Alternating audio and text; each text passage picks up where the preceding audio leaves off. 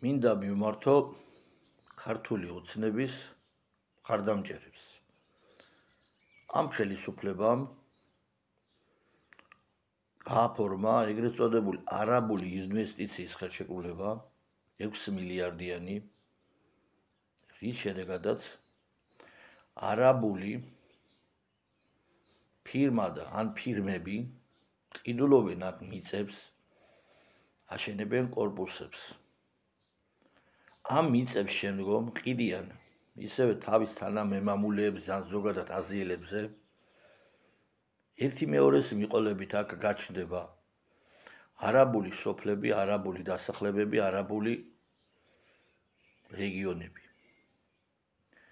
საქმე ეხება რამდენიმე მილიონიან კი არა, მილიარდობით შემოსავალს, რადგან ამ ყველაფრით ხელისუფლებაც მოგებულია, სამშენებლო კომპანიების მოგებულია და ასე შემდეგ. დიდძალ ფულს აკეთებს ხელისუფლება აზიელების აქ შემოყვანით. მე მესმის თქვენი, რომ ეკონომიკური სიდუღჭირის გამო გახართ ქართული ოცნების მომხრეების სიაში.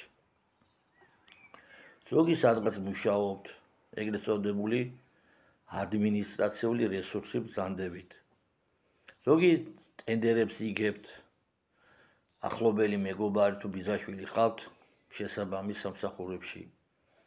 ზოგი უბრალოდ არჩევნებს ელოდებით და კოორდინატორები ხართ და პატარ-პატარა ფულს აკეთებთ. ზოგი უბრალოდ დაგაფეთა ხელისუფლებამ, რომ არიქან ნაცები მოვლენა შეგჭამენო და მართლა გჯერავს, რომ ეს ხელისუფლება გადამჩენილია ქვეყნის. მინდა მოგმართოთ, მიმოიხედეთ ირგვლივ. თუ ვერ ხედავთ ამდენ არაქართველის, ამდენი აზიელის კატასტროფული სისწრაფით მომრავლება საქართველოში. თუ ვერ ხედავთ და თუ ვერ ხვდებით, რომ ხვალ მაქსიმუმ ზეგ უახლოეს წლებში, როგორც კი გაძლიერდებიან, ჩვენ შვილებსა და შვილიშვილებს უბრალოდ ფიზიკურად დახოცავენ. აზიელების სტილი ეს არის ტერიტორიების დაკავების. თუ ეს არიცით, ჩემი უმორჩილესი თხოვნა არის შვილების და შვილიშვილების სიცოცხლე შეიყვარეთ საჭმელზე მეტად. ხმა ამოიღეთ და მოთხოვეთ თქვენ სანაკებო ხელისუფლებას მიგრაციული პოლიტიკის შეცვლა. წინააღმდეგ შემთხვევაში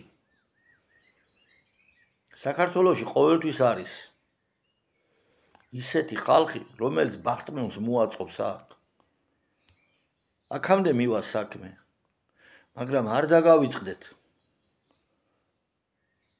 ფულზე გაყიდულებო. ბახტრიონზე ფილმია გადაღებული ბაშიაჩუკი. ბახტრიონამდე ერთი საოცარი ფრაზა არის მაგ ფილმში.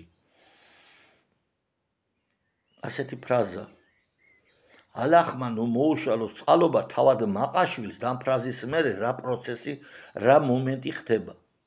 ეს არ დაგავიწყდეთ. ნუ გაყიდით ქვეყანას თქვენ საჭმელში. ნუ გაყიდით თქვენი შვილებისა და შვილიშვილების სიცოცხლეს თქვენივე საჭმელში. გაიღვიძეთ, გამოფხიზდით და დაინახეთ მოახლოებული საფრთხე. ერთმა ინებოს, რომ ქართველში გაძლიერდეს სახელმწიფოებრივი აზროვნების უნარი.